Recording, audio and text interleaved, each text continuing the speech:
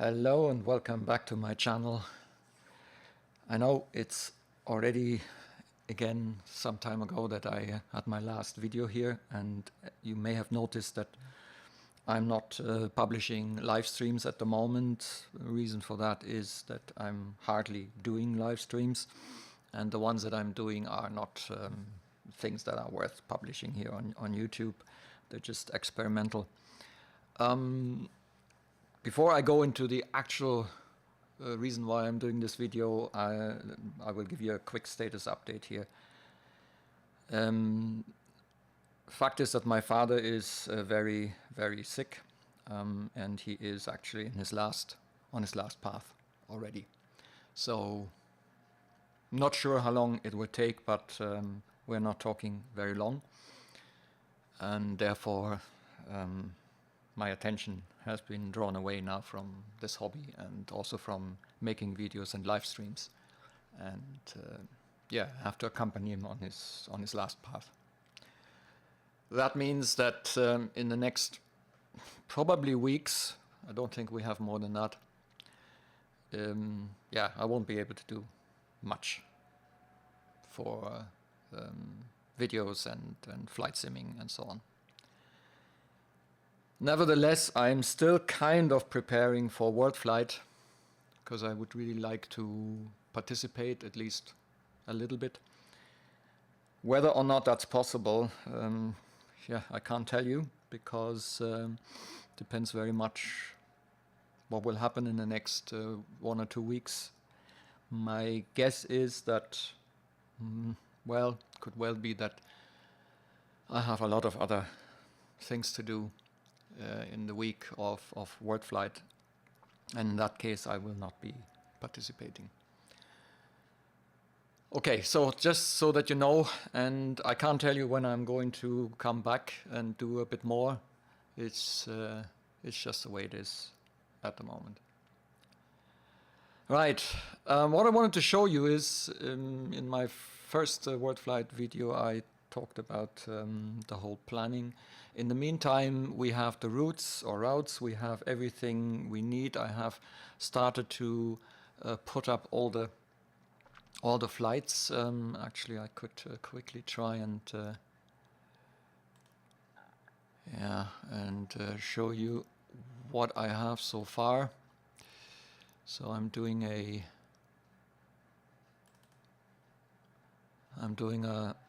yeah, well, called a roster, but it's basically just I've taken all the information that I have from the Worldflight website, and I have in the meantime kind of calculated everything, and that includes, by the way, the routes which are now published, and what I have finalized now is the exact schedule. It's now matching the times that have been given to us, and as you can see, I'm hoping that I can participate in the first and the last flight, so that's why they have a slight green mark here, and I may or may not be able to take part in other flights. I have selected all the flights that are during my daytime, also during the week. As I say, I'm not sure if this is going to come through, but at least I'm kind of preparing myself. So Port Hedland to Surabaya would be then the next flight. I'm not going to fly through nights. It's just not. It's just alone here on the PC. It's not feasible for me. So I'm going to participate in the first flight, which is relatively early this year. So this is about 2200 German time, local time. Normally it was more like 11 o'clock, and we're actually back, or should be, hopefully, should be landing at 10 past 1. The thing is, the 3 hours 10 minutes is a little bit long as a trip time, but in this case I guess the team has added the quite prolonged period that it takes to get most likely 200 and more contacts from their positions to the takeoff runway. and the delays that are going to be incurred. Also then landing in Adelaide. So they've calculated 3 hours and 10. We're more like a bit under 2 hours, I think. Looking at the distance, 630 miles is about 2 hours, roughly. So there's about 1 hour and 10 reserves that they planned in. So with a bit of luck, I'm going to be hopefully landed before 1 o'clock. But 4 o'clock is not too bad. So that's actually quite nice. It's quite a good time, I think.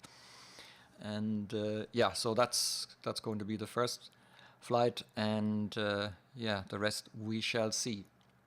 Now, the plan being done now, I've been setting up my simulator and so on. I had a couple of combinations. I changed it at least 5 times because I want some setup that allows me to fly the aircraft and also have all the information sort of available.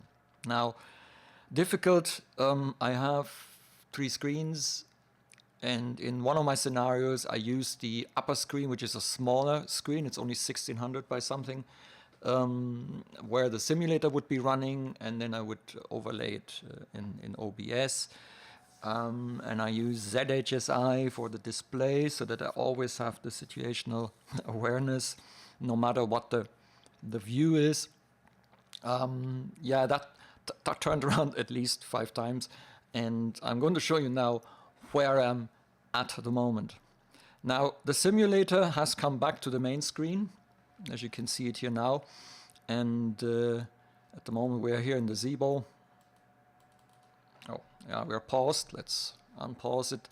We are in the Zibo, somewhere in the back end of nowhere. I was just by accident, wherever the airplane was flying last, it puts it on the nearest airport.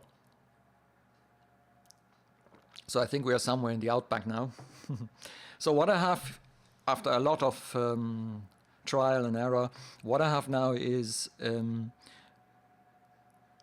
one of my difficulties is that I can't really see the frequencies, and the only way to switch frequencies for me is down here.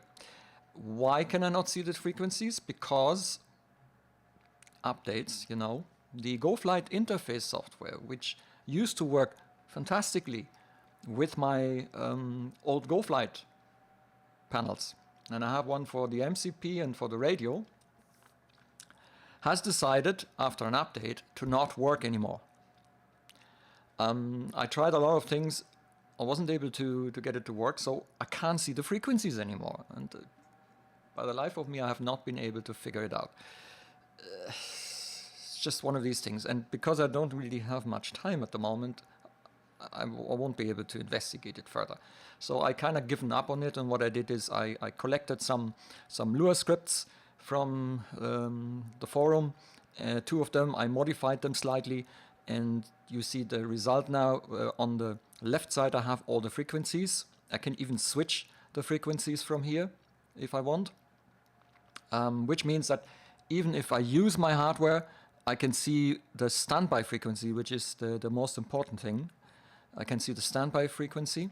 The other way of switching frequency, by the way, is to use Swift. We are going to see this in a moment, because Swift allows you to actually put the frequency of an ATC station on your COM1, which is quite good, I think. And then on the right side, I have, it's not quite finished and it's not 100% accurate, but it was sort of a quick thing I did, taking also something from the forum, but modifying it to what I need and adapting it to the Zibo, actually. And that is this thing here, which shows the basic autopilot modes and the course, the speed, heading, altitude selector, vertical speed. It's just for me to have a very quick look, because I'm going to have a lot of views for you which are looking outside, and in that case I would always have to switch forth and back in order to see what the state of the autopilot is. And I decided, and I might finish this off by the time that Worldflight is coming, So I created this. We don't have LNAV, VNAV, so I'm still working on that. Just haven't had time yet. So that in the end, this is going to be a little status display for the Zibo with all the flight modes and all the headings and course 1 and 2 and so on. It's very good for me because then that means you can look outside and I have all the information I need. And the other thing is in the middle, I've started a long time ago to write sort of a virtual co-pilot. I have adapted this. I made it faster because there were too many in-between steps trying to kind of replicate realistic procedures. The thing is, they take too long. So I kind of streamlined it a little bit so that it is somewhat faster now and less procedures that need to be run through in order to get there. The checklists are not doing anything anymore, so that I can leave them out if I don't have time. And sometimes, especially when you are in between flights and you have a delay, you don't want to go through all the checklists because the procedures set the aircraft up as it should be. Therefore, the checklists are kind of superfluous in this case. And yeah, I hope it works out. I haven't really been able to test it comprehensively yet, but I think it is reasonably okay. There are still some odd little corners where I get strange things happening. I still need to iron those wrinkles out, but so this is my setup inside the simulator, and when I show you, this is the kind of plugins I'm having. So I use UltraWeatherXP for the displays because the clouds are so much better. XHSI or ZHSI actually. You see them both because they can be actually run both. ZHSI or XHSI is a way of displaying PFDs, NDs, and so on as external windows. They connect via their respective plugin. ZHSI has been kind of born out of XHSI. XHSI is the older project. They haven't really done much updating in the recent months. They actually created a version 2, and version 2 is a bit broken. I can't get the flight plan displayed, so unfortunately, so I went back to the old version of XHSI, which may not be as enhanced as version 2, but it's still working, and it does what I need it to do. But in the case of the Zibo, you do not need XHSI, you should actually get yourself ZHSI, because that is specialized on the Zibo displays. Also, ZHSI hasn't been updated for some time now, but I think it's working pretty good. And what I want to show you is, let me quickly switch to another view. So what you see now is my upper smaller screen, okay? And you see a lot of these symbols. There are all these tools that I have, and from here I do start tools. So, for example, talking about the interface, the Goflight Interface Tool, I start that up so that I get my hardware connected. I can still dial things in, as you will see in a moment. So as soon as this shows green here, the panels are basically usable, although no displays. That I haven't been able to get to work. At least not with this Goflight Interface Tool for X-Plane in this version. It's a pity. It's just exactly the kind of things I don't really need, especially in times like this. And you wish sometimes, okay, they make updates and they make them better. There are some fixes in there which are good, but then something else is broken, you know, and it's just so tiring at times. But whom am I telling this? You all know how that looks like. Okay, so ZHSI. I have this, yeah, and what you can see now is you see all these displays. So I placed them here on the upper screen. So the two screens are on top of each other in shelves. So I can see the displays now on the upper screen. The dashboard is just the program. You can click that away. And now what you can see is what I see basically most of the time. So ZHSI, I also programmed it to be displayed here on OBS. I switch over to my Worldflight 2020 layout, and you can now see how these displays, at least 3 of them, we don't need the lower ICAS, those 3 are kind of the main displays, and they're going to be visible most of the time. I also have then, you can see that here, there's a flap indicator, there is a stopwatch, and I have actually programmed a key with which I can start and stop the ET counter. And then there's also this RMI, radiomagnetic indicator, additional one. Yeah, I just used it because it's there.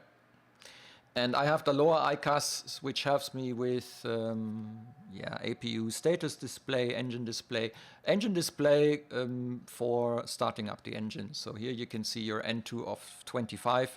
That's when you actually put the fuel valve and turn it on so that the engine then spools up.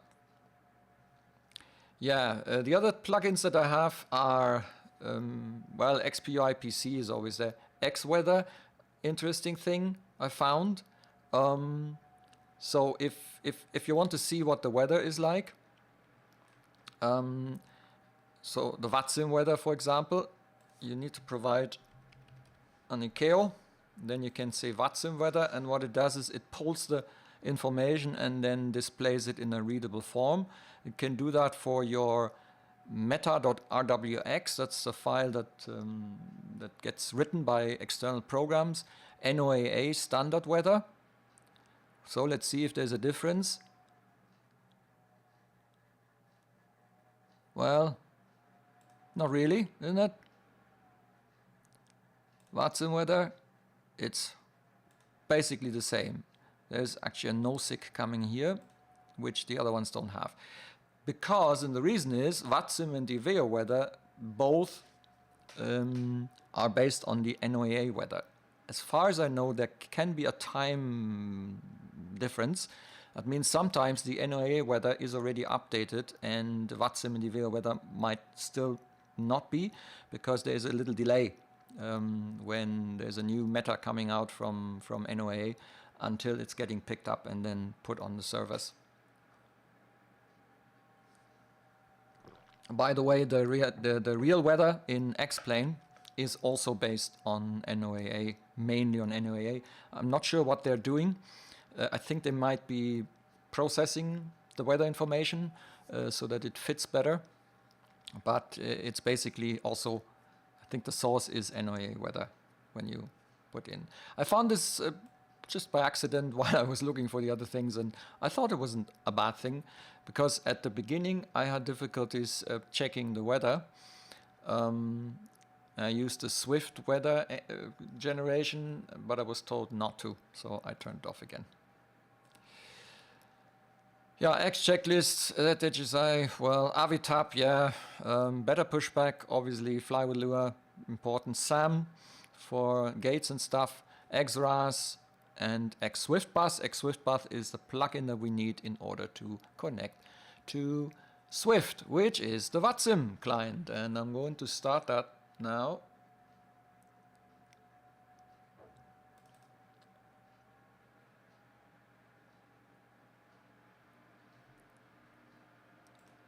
Yeah, there's always a lot of. So this you can't see now because there has been some updates because it's in the wrong window. So let's quickly go there. So this is the Swift client, and let me go back to the Worldflight 2020 layout. And what you can see now is that I've placed it here on the right side, lower right side, and that's where you're going to see it the whole time. So anything that happens inside the Swift client. So I put this on my third screen because it's getting a little bit cramped here up in the upper screen, and I need some space for the other tool that I'm always going to start, which is Simtoolkit Pro. And obviously it has the Yeah, so there has been an update, by the way, again, and then I had some issues. Surprise, surprise, there has been issues after that update, but I was able to kind of get it working again. Yeah. So what you can see now is, yeah, I had a flight already going, so you can restore this if you have stopped the software before your flight is over. You have that map. Again, it lost all the settings that I had, so I had to, after this update, I had to recover all my settings again and update the plugin and yeah, and so forth. So this is what it looks also then in the Worldflight 2020, and now you're basically seeing all the main tools together. This is now the layout that I'm going to have. The live display. Then I just realized, yeah, okay. The live display, the PFD, ND, and ICAS at the bottom. Then on the right side we have Swift, the VATSIM client, and we have Simtoolkit Pro. And Simtoolkit Pro is my main tool, including the current flight. It also produces some streaming output, and I always need to change this because it keeps adding the show altitude thing. This is a bug that is there for a long time. It's a little bit, yeah, I wish they would fix this, but it's not so important, I guess. Another tool that I'm running always in the background, and I haven't started yet, is BeneOverlay, because people always ask again and again, how do I do these displays with the progress, and at the bottom where you see all flight parameters. This is BeneOverlay. I still run the old version because before Worldflight I don't want to risk that the new one doesn't work properly. So at the moment I'm still running the old one because it worked. It always worked. So I keep it that way basically. So this is streaming tools. They're quite practical as well, and you can see how I put that up on the upper right. So there's a bit of a, I can just see there's a bit of a shift here. I need to do something with that upper display. Yeah, we have a little corner here.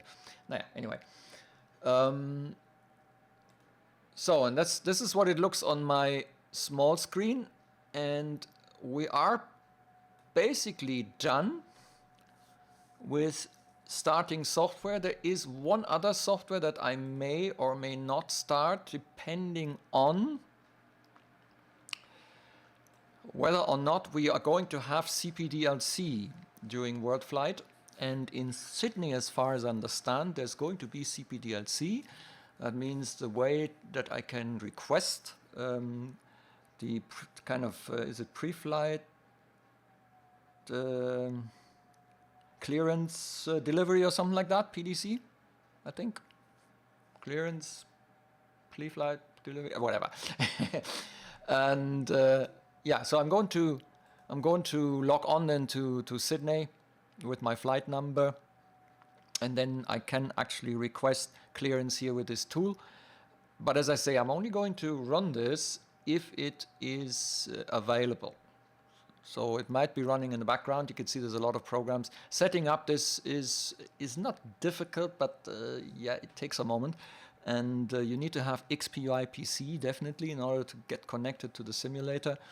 Yeah, it's not the most intuitive, but there is a manual out there how to set this up. So it is possible, although maybe not intuitive and simple. So let's do away with this again. Yeah, so that's the ACARS tool, and yeah, I think that's more or less it. Now let me show you a little bit the wonders of this. It forgot everything. It's amazing. Okay, so WebFMC. I really lost all my settings. I had to go through this again. So WebFMC, and I think I'd put this on 40. All right, and so what does it do? I also have a plugin. Yeah, I have a plugin called WebFMC, and this you can download from the forum. So the plugin can be downloaded for free, it can be installed, and now, the good thing, you can use it with a Zibo for free. It's not that expensive. I think it's about $10, $15 or something. Somewhere in the range. It wasn't one of the very expensive things. If you, like me, get sort of the payware version activated, you can use it with almost any add-on aircraft, including the standard X-plane FMC. Everything can be displayed here in a browser. So Simtoolkit Pro offers me the choice of having this browser window, and I could also use an old iPad that I have here, connect to the URL for this, and then I could actually use the FMC from somewhere else, because everything is displayed like you see it here. It's really very practical, and yeah, and I leave this for most of the time. Okay, so let's do this small again. I think we can even change this to 30%. So let's do 30%. Okay. Yeah, it's better. Then we see a bit more. Yeah, and you can still see, so if I switch back to the Worldflight, it's not big, but I think it's still sufficient from the size. And you can actually see the current state in the FMC here, or the CDU, better to say, including the progress page. And I'm going to leave this on probably for most of the time, also for myself. And that's very good, because it means that I can still show you the outside views, or the views where we don't see instruments, but we still see the instruments, sort of. So that's the idea of having that. And the other tool that I'm going to use profusely is this here. So all the charts, this is Navigraph. And yeah, this is what I'm going to do. You can see now when I do it bigger, then it also grows on the other screen. In that case, what I would probably do is I would here switch to this other view, which shows us the screen in big, and you can still see the outside view. Yep. So that's what I'm planning to do. And at the moment we have yeah, it's one of the flights. It's Tokyo to Sapporo, I think. Yep, I think it is. And it's one of the Worldflight legs that I have been setting up and trying out. And the good thing here is that I can always bring up the charts here of Haneda and go to the airport info, for example, and then have all the charts I need at my fingertips and easy to use.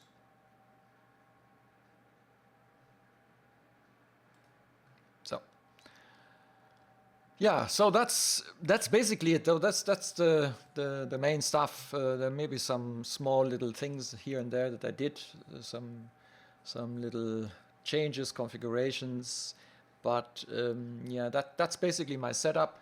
And you're going to see, most of the time, you're going to see either this view, this view. I might be, for that I need to go in here. Yeah, this view possibly, so with the whole cockpit. And then from time to time I might go here, and I might be using one of those views as well. When we are approaching landing and so on, I still need to do, I don't know, in the current Zibo, there is a bit of a problem here. This this HUD head-up display is actually, yeah, it's in the way somehow, and I still need to kind of tweak this view so that I have a decent landing view, because that's not very good. And I probably need to get a switch, because getting this down and up is yeah, it does work somehow, but it's somehow difficult to grab the darn thing. See this? There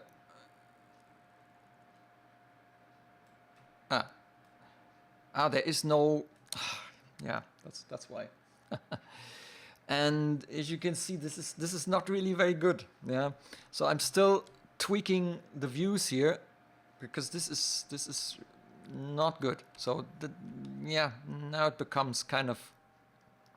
That's probably more like it, but I need to test it then flying because yeah, and then try and get this hot up again is also not exactly intuitive. I'm still trying to find where that, because yeah, here, and you need to kind of, I don't know, I can't remember it being like that in the older Zibos, especially this obstruction up here, because that really is a problem for me, the way it is done at the moment. So I'm kind of still, so that might be a bit better, but it's not perfect, you know. It's yeah. Normally I would like to be closer, but closer means you have more of that thing. So I'm still tweaking. I will find my ideal position again, but it has definitely changed somehow, or maybe I'm imagining this. Could be too. Performance-wise, by the way, I'm using only default scenery. There are a small number of custom airports where we did not have 3D airports in X-Plane. So everywhere where there is no default 3D airport in X-Plane, I placed a freeware scenery to make up for the missing bits and pieces. But everything else is default, and all these airports have actually taxiways, taxi network.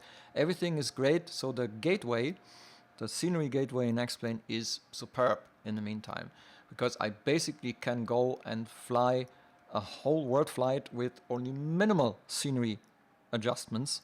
And even that I wouldn't have to do if I like to land on a 2D airport, which means no buildings. But that's not really very nice. And also it usually means that there aren't really, the taxi network might not be okay. And it usually means also that the airport is older, because it probably hasn't been touched if it's still 2D. So it could be not the best implementation.